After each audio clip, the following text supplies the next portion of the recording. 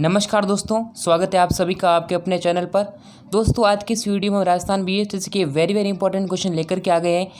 तो दोस्तों इस वीडियो को शुरू करते हैं। उससे पहले अगर आपने चैनल को सब्सक्राइब नहीं कर रखा है तो आप चैनल को सब्सक्राइब कर लें और नोटिफिकेशन बेल को भी ऑल पर दबा लीजिए, जिससे कि दोस्तों आपको रेगुलर क्लासेस मिल सकें। तो यहाँ पर देखिएगा, पहला प्रश्न आप सभी के लिए है, राजस्थान में बरखान या अर्धचंद्राकार बालू का स्तूप कहाँ पर पाए जाते हैं। यानी कि यहाँ पूछा है बरखान या फिर अर्धचंद्राकार बालू का स्तूप। इसे बरखान भी बोलते हैं और इसे दरियन भी बोलते हैं, ठीक है ना। ये ध्यान रखिए आप। यहाँ पर आपको बताना है कहाँ कहाँ पर पाए जाते हैं। तो यहाँ पर देखिए, बालेरी, मेढा नदी घाटी या फिर सूरतगढ़। और आपके सामने चौथा ऑप्शन है उपरोक्त सभी, यानी कि तीनों पाए जाते हैं क्या। तो जल्दी से आंसर दीजिएगा कमेंट सेक्शन में। तो देखिएगा, जो अर्धचंद्राकार बालू के स्तूप होते हैं वो क्या होते हैं कि पवन के साथ स्थानांतरित होते हैं, ठीक है ना। और ये सबसे ज़्यादा हानिकारक होते हैं, ठीक है ना। ये जो है ना सबसे ज़्यादा हानिकारक होते हैं, ये आप ध्यान रखें, ठीक है ना। ऐसा भी आपसे प्रश्न आ सकता है कि सबसे ज़्यादा हानिकारक कौन से होते हैं। आपको ऑप्शन दे सकते हैं कि अर्धचंद्राकार बालू का स्तूप, अनुप्रस्थाकार बालू का स्तूप या फिर तारानुमा बालू का स्तूप, ठीक है ना। ये आपको ध्यान रखना है। और ये जो होता है वो सबसे ज़्यादा यानी जैसलमेर जिले में, तो ठीक है ना, जैसलमेर जिले के अंदर पाए जाते हैं। ये ध्यान आप रखें, जैसलमेर है और इनका जो क्षेत्र है वो शेखावाटी है। तो यहाँ पर देखिए यहाँ पर उपरोक्त भी इसका आंसर होगा, यानी कि बारेलिपी, ठीक है, बालेरी है, फिर मेढा घाटी है, फिर सूरतगढ़ है, ठीक है ना। इसका आंसर होगा ऑप्शन डी है। और दोस्तों कल वाले वीडियो में हमने जो आना सागर झील है वो मैंने दोस्तों गलती से एकदम से मुंह से आ गया कि जयपुर, ठीक है ना, लेकिन जो आना सागर झील है वो अजमेर के अंदर है। तो गलती हो गई दोस्तों, तो इसके लिए माफ़ी चाहते हैं, गलती से मुँह से निकल गया एकदम, ठीक है ना। चलिए आगे बढ़ते हैं, अगले प्रश्न की तरफ बढ़ते हैं। देखिए सम्राट पृथ्वीराज चौहान तृतीय के पिता कौन थे। सम्राट पृथ्वीराज चौहान थे, उनके पिता का नाम बताना आपको। यहाँ पर अजयपाल, सोमेश्वर, अजयराज या फिर अर्णोराज, ठीक है ना। तो आंसर बताइए जल्दी से दोस्तों, सेकंड क्वेश्चन का आंसर दीजिएगा।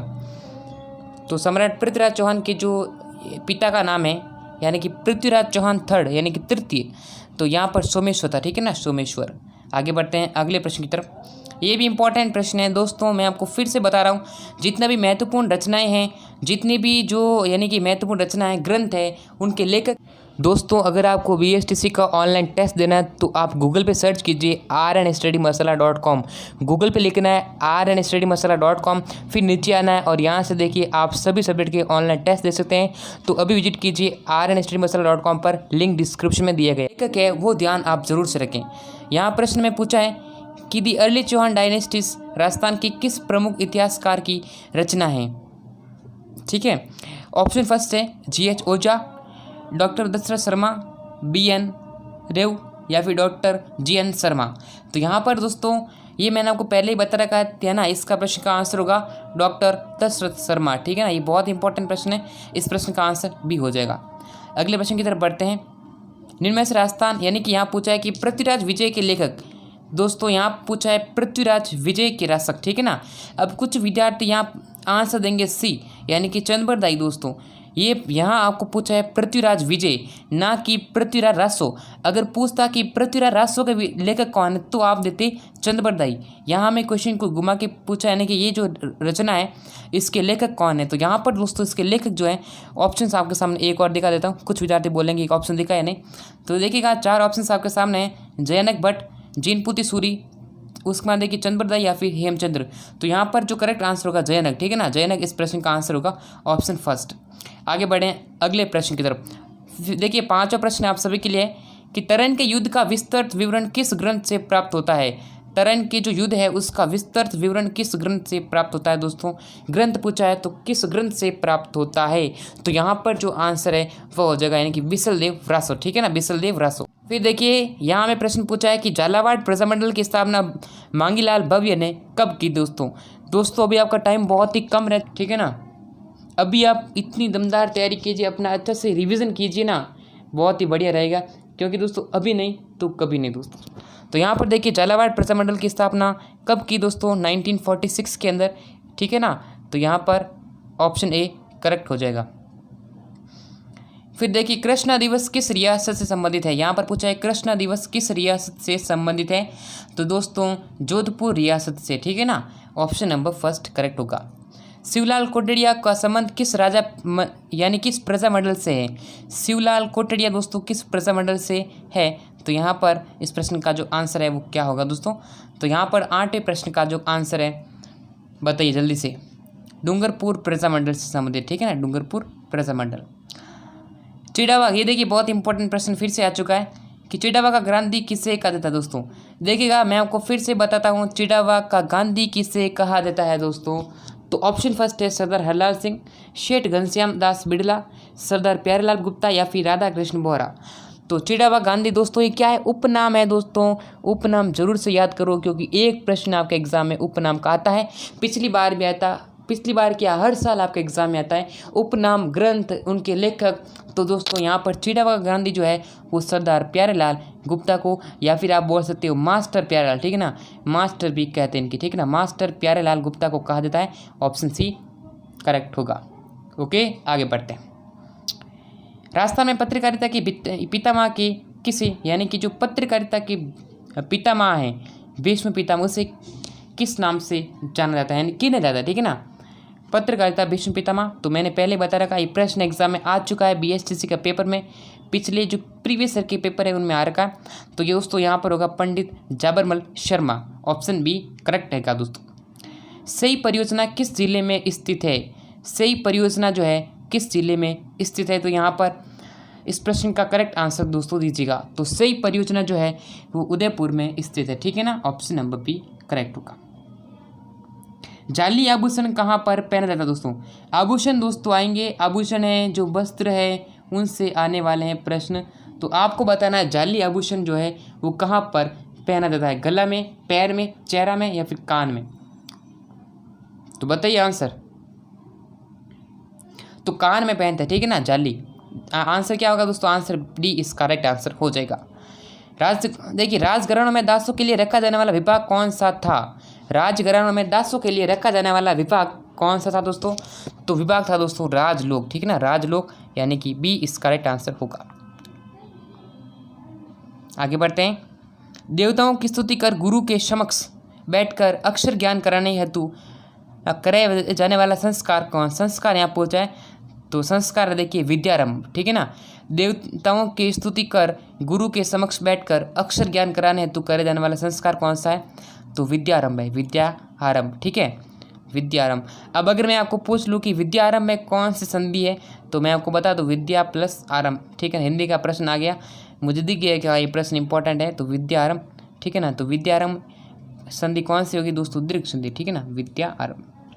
आगे बढ़ते हैं। विधवा विवाह नामक पुस्तक किसने लिखी? यहाँ पर देखिए विधवा विवाह नामक पुस्तक की रचना किसने की, किसने लिखी, इनकी रचिता कौन है? तो यहाँ पर ऑप्शन नंबर देखिए कौन सा करेक्ट होगा दोस्तों, ठीक है ना। तो 15वें प्रश्न का राइट आंसर होगा दोस्तों चांद कर्णा शारदा ने लिखी थी विधवा नामक पुस्तक, ठीक है। आगे बढ़ते हैं। अंगरखी के ऊपर रखे जाने पहने जाने वाले वस्त्र, मैं आपको बता रहा हूँ, ठीक है ना, पेपर में पूछ सकते हैं, वस्त्र है, कोई पहनावा है, कोई आभूषण है, अंगरखी के ऊपर यानी पहनने वाला वस्त्र कौन सा है दोस्तों? तो यहाँ पर इस प्रश्न का जो आंसर है वो सी इसका राइट आंसर चुग्गा या चोगा, ठीक है ना, चुग्गा या चोगा पहनते हैं। आगे बढ़ते हैं नेक्स्ट प्रश्न की तरफ। सूट की साड़ियाँ कहाँ की प्रसिद्ध है? सूट की साड़ियाँ कहाँ की प्रसिद्ध है दोस्तों? तो प्रसिद्ध है सवाई माधोपुर, ठीक है ना, सवाई माधोपुर।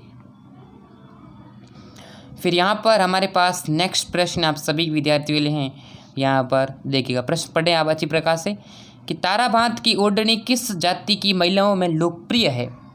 ताराबांध की ओढ़नी किस जाति की महिलाओं में लोकप्रिय है?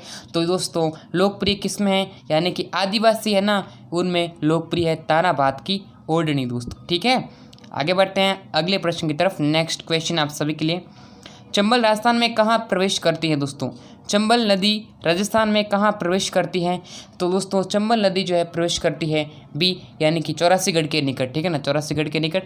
अब अगर आपको पूछ ले कि चंबल नदी का जो उद्गम स्थल है वो कहाँ पर है, यानी कहाँ से इसका उद्गम होता है चंबल नदी का, तो यानी कि जानापाव की पहाड़ी से होता है, ठीक है ना, मध्य प्रदेश में जानापाव की पहाड़ियों से। ये आपको भी जरूर से ध्यान रखना है क्योंकि प्रश्न आ सकता है। निम्न में से चंबल नदी का प्राचीन नाम कौन सा है दोस्तों? चंबल नदी का प्राचीन नाम क्या था दोस्तों, क्या है? तो आपको बताना चंबल नदी का प्राचीन नाम, एंशिएंट नेम बताना इस प्रश्न का। तो यहाँ पर देखिए चंबल नदी का जो प्राचीन नाम दोस्तों देखिए चर्मनती, ठीक है ना, इस प्रश्न का आंसर हो जाएगा बी, सॉरी ए, यानी कि चर्मवती। तो option B A is the correct answer. Rajasthan में चूलिया प्रपात कौन सी नदी बनाती है? दोस्तों चूलिया प्रपात जो है वो कौन सी नदी बनाती है? तो इस प्रश्न का जो करेक्ट आंसर दोस्तों क्या होगा? तो चंबल नदी बनाती है, ठीक है ना, चंबल नदी इस करेक्ट आंसर होगा, B is the correct answer. Rajasthan में जिनमें से राजस्थान में वन की आशा, बहुत इंपॉर्टेंट प्रश्न है दोस्तों ये वाला, यानी कि ये जो है ना वन की आशा किस नदी को कहा जाता है? वन की आशा से प्रश्न आपके एग्जाम में पूछा गया दोस्तों, यानी कि पिछले भी प्रश्न में पेपर जो पिछले साल के जो पेपर्स हैं उनके अंदर ये पूछा गया था कि वन की आशा किस नदी को कहा जाता है? तो वन की आशा दोस्तों बनास नदी को कहते हैं। किस नदी को दोस्तों? बनास नदी को क्या कहते हैं? वन की आशा कहते हैं दोस्तों। बहुत ही इंपॉर्टेंट प्रश्न है। जो भी विद्यार्थी बी आंसर दे रहे हैं बहुत ही बढ़िया, आपका आंसर करेक्ट है, वेरी गुड दोस्तों, बहुत बढ़िया आंसर्स आप विद्यार्थी दे रहे हैं।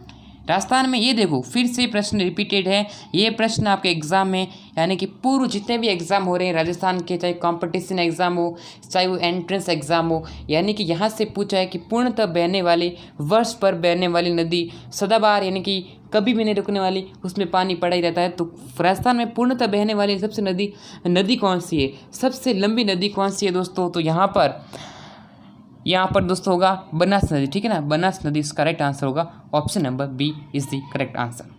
आगे बढ़ते हैं अगले प्रश्न की तरफ। पांचना सिंचाई परियोजना राजस्थान में कौन से जिले में है? पांचना सिंचाई परियोजना दोस्तों, पांचना, ठीक है ना, पांचना बांध भी है। तो यहाँ पर पूछा है कि पांचना सिंचाई परियोजना किस जिले में है? तो यहाँ पर दोस्तों करौली जिले में, ठीक है ना, करौली जिले में है। तो यहाँ पर इस प्रश्न का आंसर बी होगा। आगे बढ़ते हैं, नेक्स्ट प्रश्न आपके लिए लेकर आए, देखिएगा, निम्न में से राजस्थान राज्य में मिट्टी से बना बांध कौन सा है? दोस्तों मिट्टी से बना बांध कौन सा है? मिट्टी से बना बांध जो है वही बांध है, मिट्टी से बना एकमात्र सबसे लंबा बांध है जो कि पांचना बांध है करौली के अंदर, ठीक है ना। अभी हमने बताया बात की इस पे, ठीक है ना। जैसे यहाँ बताता हूँ पांच कौन कौन से, देखिए भद्रावती है, अड्डा है, बरखेड़ा है, माची हो गया फिर ना, भैंसावट है, तो ये है ना पाँच है। तो पांचना बांध मिट्टी से बना हुआ बांध है जो कि करौली जिले में है, ठीक है ना, पांचना बांध। इस प्रकार से आप जरूर से याद करें क्योंकि ये जो प्रश्न है वो बहुत ही इंपॉर्टेंट है आप सभी विद्यार्थियों के लिए, ठीक है ना। तो इस प्रश्न को आप जरूर से याद करें। और ये जो मोस्ट इंपॉर्टेंट हमने प्रश्न कर रखे हैं, 25 प्रश्न आज के इस वीडियो के अंदर हमने किए हैं। तो 25 प्रश्न में से आपके कितने प्रश्न राइट हो रहे हैं कमेंट सेक्शन में ज़रूर से बताइएगा। अपना स्कोर बताइए कि आपके जो 25 में से कितने मार्क्स आ रहे हैं। और टेलीग्राम चैनल को अभी तक ज्वाइन नहीं किया तो टेलीग्राम चैनल को ज्वाइन कर लीजिए, लिंक दे दिया है डिस्क्रिप्शन में, उस पर क्लिक करें और टेलीग्राम चैनल को ज्वाइन करें। वहाँ पर भी आपको इंपॉर्टेंट क्वेश्चन, वहाँ पर आपको PDF मिल जाएगा, सारी डिटेल्स वहाँ पर आपको अवेलेबल रहेगी। तो इस वीडियो में बस इतना ही, फिर मिलेंगे आपसे नेक्स्ट वीडियो के अंदर। तब तक के लिए जय हिंद और वंदे मातरम।